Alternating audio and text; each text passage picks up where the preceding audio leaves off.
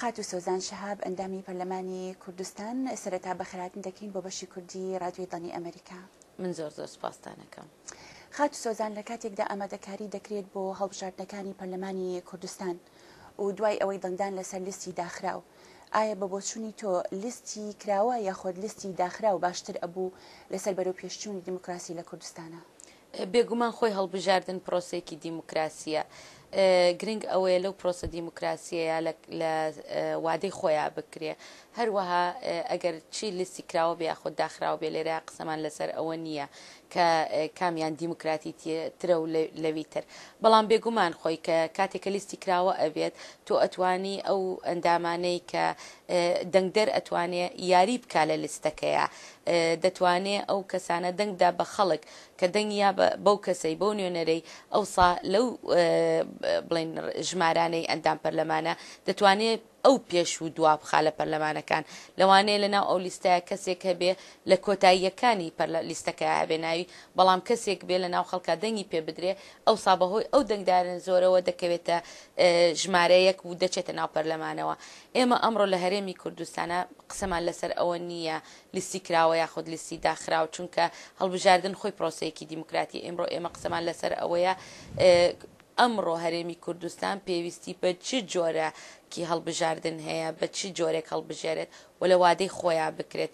من وەکو ژنێک بەڕاستی پێم خۆشە لیستی داخراو بێت، چونکە ئەو پێگەیی کە ژن هەیەی ئەمڕۆ لە کوردستانەوە بەدەستی هێناوە ئەکەوێتە خەتەرێکی زۆر گەورە و ئەگەرێکی زۆر خراپەوە ئەگەر هاتایە کراوە بواە، بەڵام دەنگ درراوە بۆ لیستی داخراوە ئەبێ ڕێزیش لەو دەنگانەش بگیرە بەڕاستی.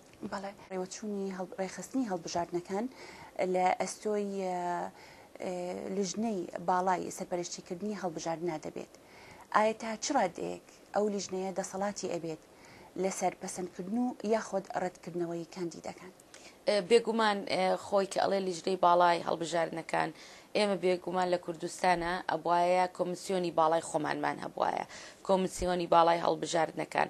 بەڵام لەبەر تەخیر بوونی دەنگدان لەسەر دەستوری هەرێمی کوردستان ئێمە پەنامان بردۆتە بەر ئەوەی کۆمسیۆنی باڵای عێراق لە هەڵبژاردنەکان ئەو سەرپەرشتی هەڵبژاردنەکان دەکات. ئەو لیژنە باڵایە دەتوانێت ئەگەر هاتوو ئەو کاندیدانە جۆرێک کەم و کورتی هەبێ لەو سیڤە کە هەیەە پێشکەشیان کردووە، چونکە بە پێی ئەو سیڤە کە یاخود پێی ئەو مەرجانێک کە لە ناو یاساکەیە هاتووە ئەو کەسە دەسوودامێن پاک بێت، خوێندەوار بێت، هیچ بڵێن هینێکی نەبوو بێ کاتی خۆی لەگەڵ ڕژێمی پێشوە مامەڵی نەکردی بێ، کەسێک بێ یعنی بڵێن کە ئەڵێک دەسوودەم پاک ڕابردووی پاک، ئەوانە هەمووی هێنن. بەڵام ئەگەر هاتوو کەسێک لە ناو لیستەکانە هەبوو ئەوە دەتوانرێ خەڵکانێک هەیە بە دەلیلەوە بە مستەمسەکە و پێشکەشیکە ئەوسا ئەو کەسە دەریێت لە ناوینەکانە، ئەوە تەواوی ئەو هینەراوە سربەستیراوە یاخود ئەو قووەتە دراوە بە لیژنەی باڵای هەڵبژاردنەکان.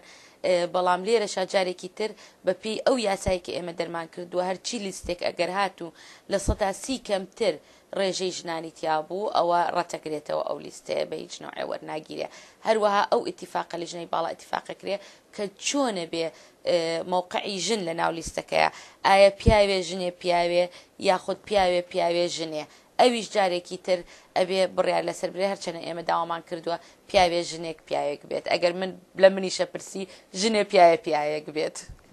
باش کاتێ بێنە سەر ئەو پرسیارە بە تایبەتی کە ژن کە لە نیوەی زیاتری کۆمەڵگای کوردیە، ئایا لە 130 بە گوێرەی پێویست دەبێت؟ ئەمە جۆرێکە لە استراتیج کە بەکار هاتووە لە هەرێمی کوردستانە بۆ پاراستنی پێگەی ژن لە کۆمەڵگایەکی دواکەوتووە، لە کۆمەلگایەکە کە ژنی قوبوڵ نییە لە ناو هەرەمی دەسەڵاتە. لەبەر ئەوە تۆ مەجبوری کۆمەڵێک سیاست و استراتیج بەکاربێنی. سیاسەتی کۆتا یەکێکە لەو سیاستانەی کە ژن وەکو هەلێک خواستوێتیەوە ئەگینا ژن لە هەرێمی کوردستانە وەک دیارە لە 52 ڕێژەی ژنان، یعنی لە 52 کۆمەلگای کوردستان ژنە. من هیوادارم ئەمە هەنگاوێک بێ بۆ ئەوەی ئێمە هەلی یەکسانمان لە بەردەما بکرێتەوە جارێکی کە. دێنە سەر پرسیاری کۆتایی، ئایا هیچ پێشبینیەک دەکەیت کە هیچ جۆرە کۆڕانکاریەکی گرنگ بێت لە هەڵبژاردنەکانی داهاتووی پەرلەمان سەبارەت بە پێکهاتە و هاوپەیمانێتی نێو لیستەکانی پەرلەماندا؟ بێگومان هەموو هەڵبژاردنێک لە دوای خۆیەوە کۆمەڵێک هاوپەیمانی نوێیەتە ناوناوانەوە. من پێم وایە ئەو هاوپەیمانی لە نێوان یەکێتی و پارتیا هەیە زۆر تەکیدی لەسەرکراوەتەوە کە ئەو هاوپەیمانیە وەکو خۆی ئەمێنێتەوە. بەڵام من پێم وایە کۆمەڵێک هاوپەیمانی تریەتە ناوانەوە، هاوپەیمانی ئەو حیزبانەی کە لە دوای هەڵبژاردنەوە لەسەر ڕێژەی ئەو کورسیانەی کە ئەیهێنن لەوانەیە هێزی سێهەم بێتە ناوناوانەوە کە هێزی ئۆپۆزیسیۆن بێ بەڕاستی کە لە هەرێمی کوردستانە جارێ ئەو هێزەمان نییە. من پێشم وانە پێویستمان بە یاسا بێ بۆ بوونی ئەو هێزە هەر خۆی لە دوای هەڵبژاردنەکانەوە و وشیاری خەڵک و شێوازی دەنگدانی خەڵک ئەتوانێت ئەو پێکاتەی پەرلەمانە بگۆڕێ.